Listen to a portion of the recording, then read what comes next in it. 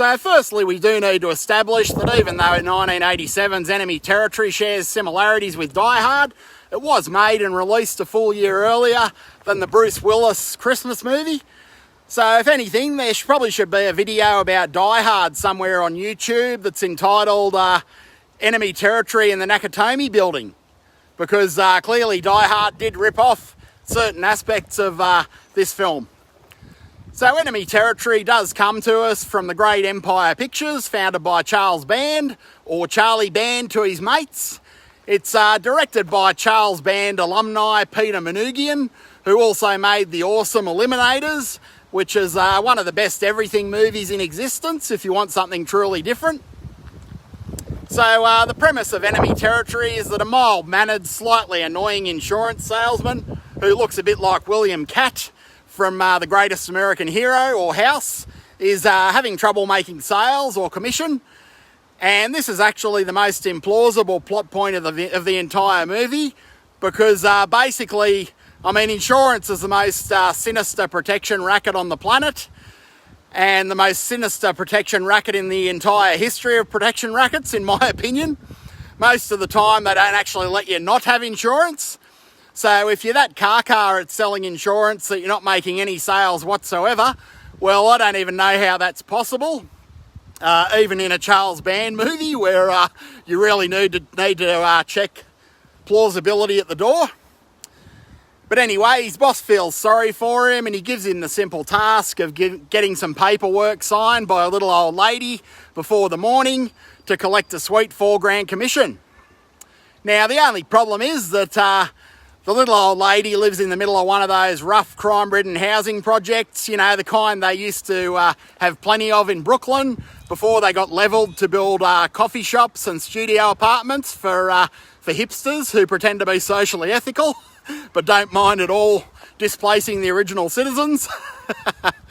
So anyway, the little old lady happens to live in a housing project unofficially run by a local urban gang called the Vampires, and the Vampires are led by the Candyman himself, Tony Todd, and they dress like they're in a new wave breakdancing troupe, so quite an odd manner of dressing even for the time.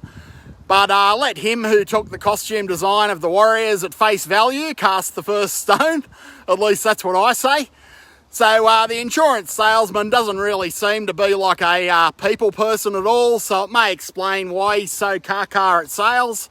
He puts his hands on a junior member of the Vampires gang. It's a big no-no, a big social faux pas in gang culture, and I think even the average person would realise that. So he's not the sharpest insurance salesman in the drawer. So basically he's a marked man in this housing project as the Vampires hunt him down throughout the night. But never fear, there is a saviour in the form of telephone repair guy, Ray Parker Jr. Yeah, I mean that Ray Parker Jr., the guy that did the soundtrack to Ghostbusters. None other than that, Ray Parker Jr. So Ray Parker Jr. seems about as adept at fixing phones as the insurance guy is at sales, because we later learn that not a single phone in the building works. Not a real good look for Ray Parker Jr. But fortunately, he's a lot better at singing and also killing vampires. He is one of the two Vietnam vet anti-heroes in this movie. The movie doesn't just give you one crazy Vietnam War veteran hero, but it gives you two. The other is the criminally underrated Jan Michael Vincent, who plays an armed-to-the-teeth, wheelchair-bound prepper Vietnam vet who's converted his apartment into a kind of bunker capable of withstanding thermonuclear war. I mean, I don't know why Bill Gates, Jeff Bezos and Mark Zuckerberg are building bunkers in New Zealand when they can just pretty much move in down the hall from Jan Michael Vincent in Enemy Territory.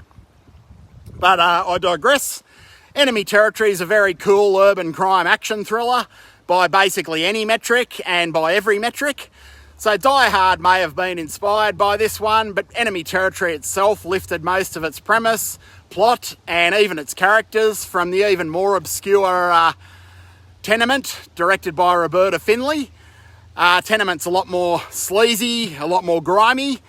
So Enemy Territory, on the other hand, is a hell of a fun movie. Much like The Warriors, it mostly feels like a comic book come to life, and it has a pretty cool ensemble cast, at least for the most part. I mean, Ray Parker Jr. is great as the unlikely hero. I was hoping he'd sing and dance, but unfortunately it wasn't to be. But, and as the Stones famously sang, you can't always get what you want, but if you try sometimes, you get what you need. And what you need in this movie is a couple of crazy Vietnam veterans in the form of Ray Parker Jr. and Jan Michael Vincent. So Ray Parker Jr. didn't do much after this, just some movie called Disorderlies, which really does look awesome. And Jan Michael Vincent, best known for Airwolf and Damnation Alley's great as a prepper as well, who mainly exists to make sure that a little old lady gets an assault rifle that she'll need later on in the movie. And Tony Todd, of course, is in fine form as the gang leader. And Stacey Dash plays a kind of housing project tour guide. And ironically, the sketchiest performance is from the guy that plays the insurance salesman. The William Catt lookalike, the lookalike of the guy out of The Greatest American Hero. They probably hired him because they couldn't get William Catt. I mean, he does a bit of a serviceable enough job, but he sort of gets overshadowed by absolutely everyone else in the movie, from the security guard to all of the child actors, which is pretty tough to do, but he manages it to get outshone by the child actors. Even still, it all sort of works in the movie's favour in a way, because the guy just seems genuinely confused most of the time about why he's there, which is sort of in keeping with the character, I guess. And the set design of this movie's great. Everything feels real and lived in. Sort of feels a bit like 1990 The Bronx Warriors in that way. And in terms of something to watch this alongside, I reckon it'd make a pretty cool double bill with the very similar but a lot sleazier Tenement, aka Game of Survival, directed by Roberta Findlay. So Game of Survival, aka Tenement, is clearly an inspiration for this movie, even down to a lot of the characters. You've got a character called Washington, who's the Ray Parker Jr. character, for example. And you've got a guy called that looks a lot like Joe Pilato from Day of the Dead, but isn't Joe Pilato in Tenement, who plays the Tony Todd, head of the gang role. And very similar movies, except tonally they couldn't be more different. Enemy Territory is a fun movie, a comic book movie in tone, and Tenement, on the other hand, is very sleazy, very grimy, very gritty. You'll need a shower, a good long shower after watching it, if you watch both movies, or even just Tenement on its own. But definitely worth checking out as a companion piece to Enemy Territory, aka Game of Survival. So as I said, while Game of Survival shares a lot of similarities with Die Hard, including the main hero not having any shoes, just for a little one that comes to mind, it didn't rip off Die Hard. It did take place a full year earlier in terms of shooting and release. And if anything, Die Hard was probably inspired more by Enemy Territory. But as I said, Enemy Territory did rip off Roberta Findlay's Tenement. So life does get complicated, especially in terms of rip-offs. But I'd encourage you to see both movies, or all three movies, and see if you can decide who ripped off who and where, especially in the case of Enemy Territory and Tenement. So that's about all I've got on Enemy Territory. Very fun little movie. Hope you've enjoyed this review of Enemy Territory. If you've seen Enemy Territory before, I'd love to know your thoughts and memories in the comments.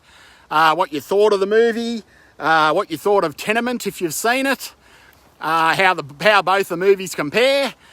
And I hope you're enjoying the content here on the channel, and you enjoyed the review.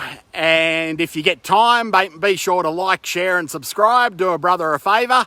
It's just so I don't feel like I'm shouting into the void, and I look forward to seeing you next time. Take it easy.